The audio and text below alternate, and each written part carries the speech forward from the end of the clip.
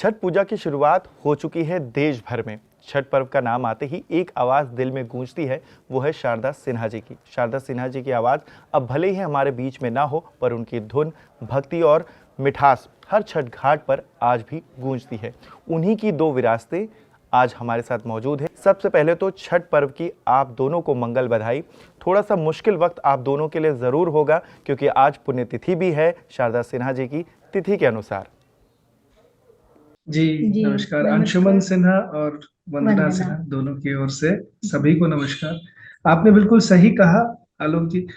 ये जो आज का दिन है ये वाकई हमारे लिए काफी भारी तो जरूर है, क्योंकि आज वो प्रथम पुण्यतिथि वो दिन है आज जिस दिन माँ ने हमें छोड़ दिया, चली गई दुनिया से, शारीरिक रूप से चली गई।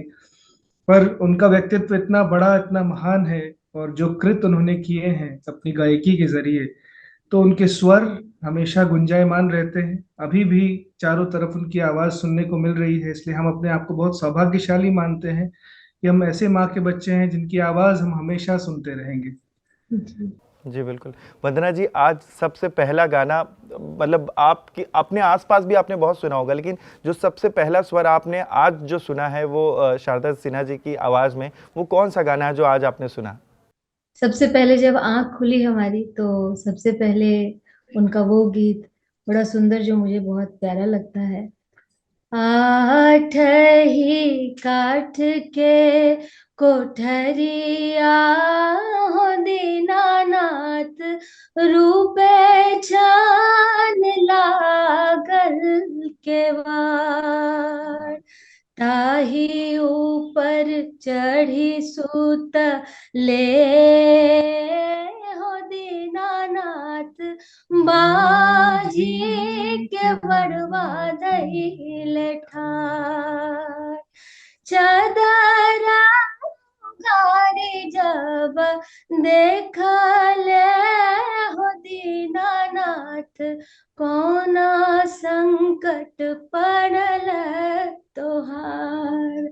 आज सुबह सुबह आंख इसी से खुली। बिल्कुल, आँखें भर आई हैं। लेकिन अब जब घर का माहौल जब आप देखती हैं, तो कैसा माहौल होता था जब शारदा जी रहती थी घर पे, और कैसा छठ के वक़्त में कैसा माहौल होता था? छठ के वक्त वाकई बहुत ज्यादा इसको कहते हैं कि एक्साइटमेंट रहती थी घर के अंदर, और बहुत चुहल होती थी हम बच्चों में खास करके, क्योंकि आज अभी 4 दिनों तक वैसा दिन होता था जब माँ को न मीडिया छोड़ती थी न जनता छोड़ती थी, और हर जगह से लोग उन्हें बिल्कुल कैसे मिल लें, कैसे बात कर लें, कैसे फिर से इनसे एक बार जुड़ें। ये वाला एक जो हम मतलब घर के अंदर का सीन मैं आपको बता रहा हूँ कि ऐसा होता था, और हम लोगों को मालूम होता था कि ये जो 4-5 दिन हैं ये माँ के लिए सबसे हेक्टिक होने वाले हैं, तो हम उनके स्वास्थ्य का विशेष ध्यान रखते हुए 2 बाइट्स के बीच में कैसे उनको रेस्ट देना है, फिर सच में। आगे अगर कार्यक्रम है तो कितना गाना है कितना नहीं, ये सब मेरा काम ज्यादा होता था, और दीदी उनके साथ स्वर लगाती रहती थी हर चीज में, ताकि उनको भी सुविधा हो। वंदना जी, शारदा जी तो आपकी गुरु भी हैं माँ के साथ साथ में। जब भी वो छठ गीत गाती थी, जब भी आपने उनके साथ मंच शेयर किया, तो क्या वो बहुत स्ट्रिक्ट हुआ करती थी, या बहुत ही नॉर्मल वे में कि नहीं मेरी बिटिया गा रही है तो मैं उसका वैसे ही साथ दूं? क्या वो स्ट्रिक्ट हुआ करती थी जब भी आप उनके साथ स्टेज शेयर करती थी? गुरु के तौर पे वो स्ट्रिक्ट थी, और स्टेज पे उनका जो मुझे साथ देना था उसके लिए वो मुझे अक्सर कहती थी कि खुल के साथ दो। मैं ही पीछे रह जाती थी, मैं ही शायद उनके गीतों को, उनके श्रोताओं को देखती रह जाती थी ऊपर से। वो आनंद लेने में मैं खो जाती थी, लेकिन वो स्टेज पे मुझे अक्सर कहती थी कि तुम खुल के गाओ, तुम साथ खुल के दो। वैसे गुरु के तौर पे वो स्ट्रिक्ट थी गाने के वक्त, और वैसे वो बहुत जीवंत थी। अपने गाने के बीच में भी जो है वो हंसी मजाक उस गाने के अलावे किसी और बात पे करके वापस गाने पे जब आएंगे तो बिल्कुल स्ट्रिक्ट थी वो। फिर जब तक नहीं हुआ तो नहीं हुआ। उस और साथ में ये भी बात थी ना कि जब वो मंच पे गा रही हैं या किसी इंटरव्यू में ही अगर गा रही हैं और साथ भी देना है, वो इम्प्रॉम्प्टो अचानक कुछ ऐसे चेंजेस लाती थी, अचानक अपनी गायकी में कहीं से ऐसा ऐसा इम्प्रोवाइजेशन करती थी जो हम लोगों को हो सकता है ऑन द स्पॉट करने में दिक्कत हो, तो इसलिए एक स्टेप पीछे रहना ही बेटर समझते थे। वंदना जी, सबसे पहला गाना उन्होंने आपको कौन सा सिखाया था जो अभी भी आपको याद है? सबसे पहला मैं हिंदी गीत उनके बचपन में ही गाती थी, वो कितना रंगीन नजारा मौसम है प्यारा प्यारा, तो मुझे वो याद है। और और तो वो बाबा छथिन बड़ा अकबलिया, वो तो रिकॉर्डिंग भी हुई है उसकी। हाँ, वो मैं ये बहुत छोटी थी। दीदी इतनी सी थी जब उसको जैसे जैसे तख्त लगा के सैलून में पहले बाल कटवाते थे ना, वैसे वैसे स्टूडियो में भी तख्त लगा के माइक के पास इतना बड़ा करके मम्मी के बराबर गवाया गया है, हाँ। जब छोटी सी थी तब। दो लाइन अगर वो गुनगुना पाए। जी। बाबा छथिन बड़ा अकबलिया, चलू देवघर नगरिया। बाबा छथिन बड़ा अकबलिया, चलू देवघर नगरिया।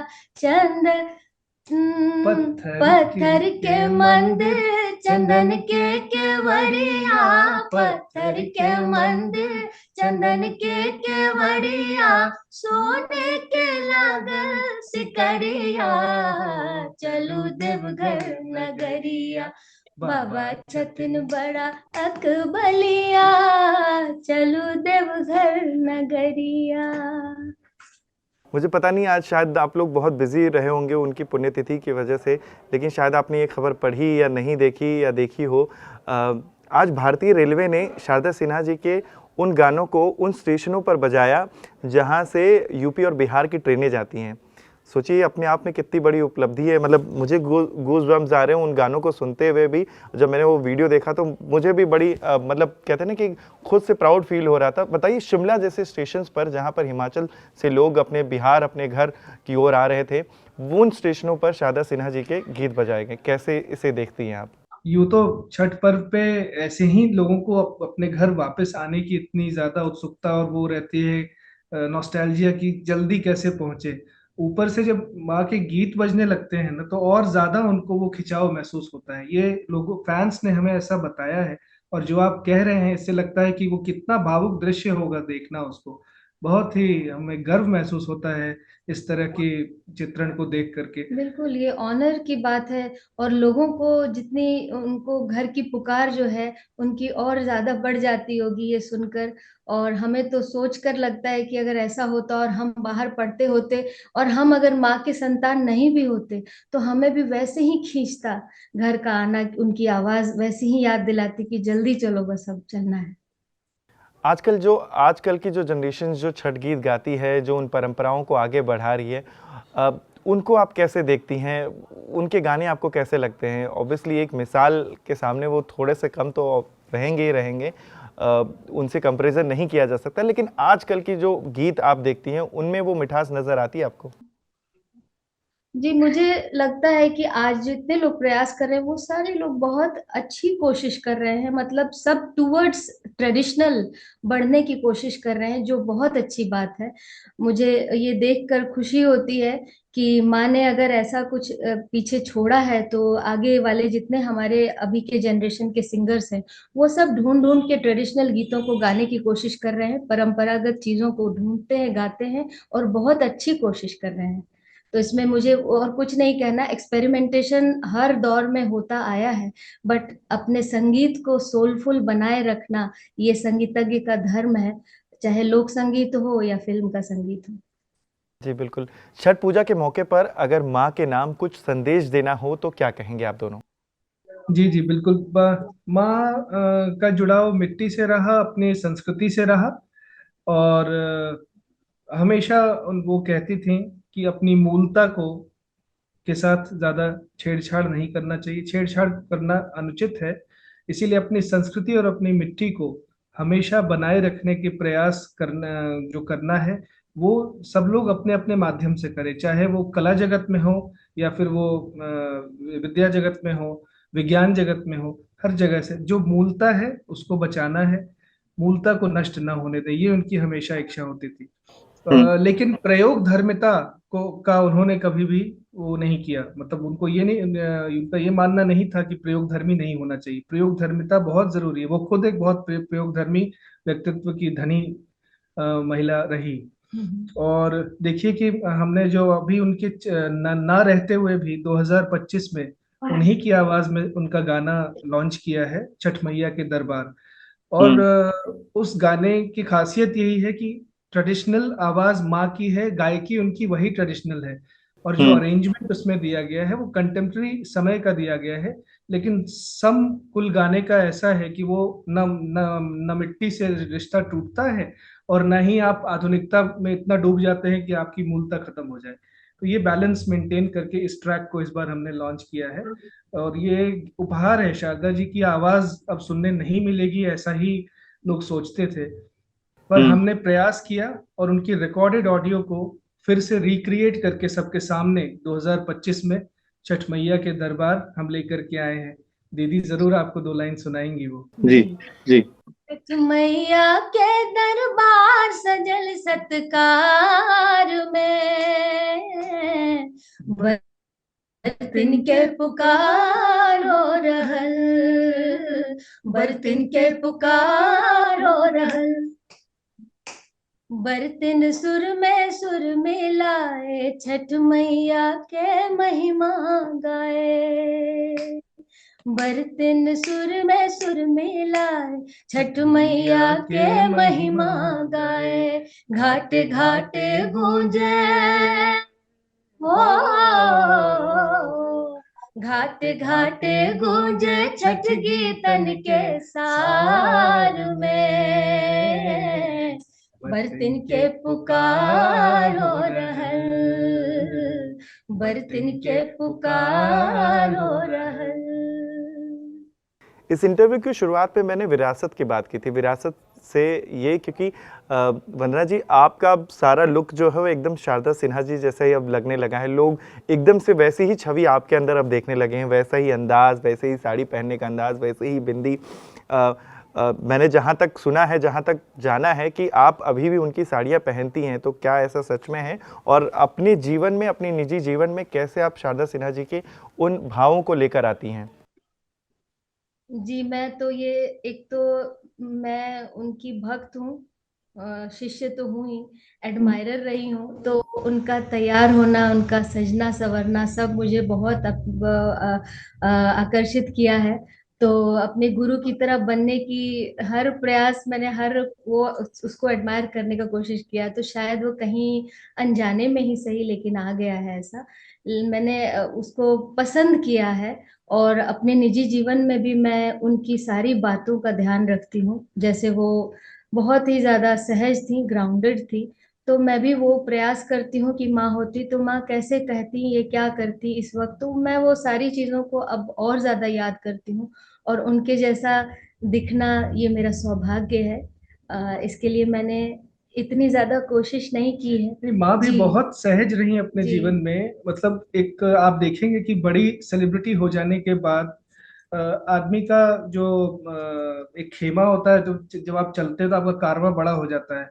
मेकअप मैन चाहिए, ये चाहिए, वो चाहिए, ऐसी जरूरत वैसी जरूरत, ड्रेसर कोई और है, हेयर ड्रेसर कोई और है।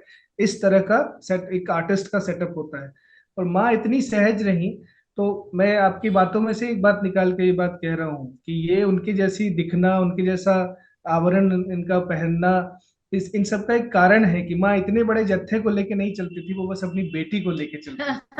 और ये बिल्कुल सही, बेटी जो बिल्कुल है वो सही। तब से सब कुछ जी, करती मैं थी बहुत उनका। छोटी थी तो मैं उनकी साड़ी, उनकी चूड़ी सबके साथ खेलती भी थी, और अरेंज भी करती थी, असिस्ट भी करती थी। और हम्म। करते करते कब बिल्कुल उनका वो एडमिरेशन में चेंज हो गया इतना ज्यादा हाँ कि वो पता भी नहीं चला। और मैं हम्म। उनकी साड़ियाँ पहनती हूँ, मुझे आत्मिक सुख मिलता है उस सब से। मुझे, मैं उनसे परमिशन लेती हूँ और उनकी साड़ियों को पहनती हूँ आशीर्वाद स्वरूप। चलते चलते हम चाहेंगे कि कोई ऐसा गीत जो आपके दिल के बहुत ही करीब हो शारदा सिन्हा जी का, वो गुनगुनाए हमारे दर्शकों के लिए। जी।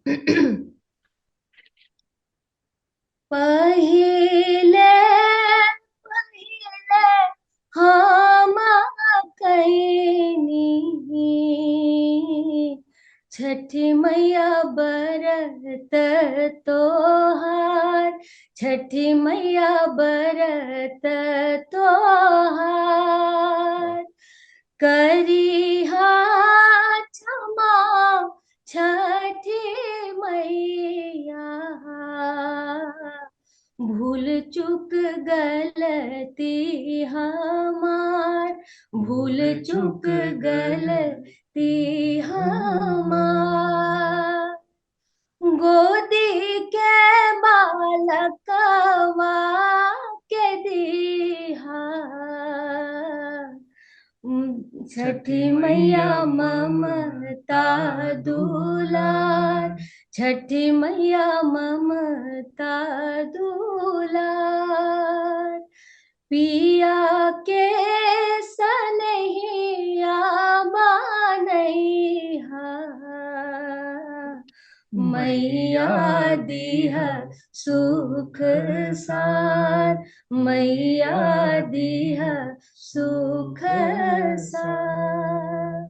बहुत बहुत शुक्रिया हमसे बहुत बात करने अच्छा के लिए। लगा आलोक जी आपसे भी बात करके। धन्यवाद। सभी दर्शकों को छठ महापर्व की शारदा सिन्हा परिवार की ओर से बहुत बहुत बहुत सारी शुभकामनाएं। शुभकामनाएं।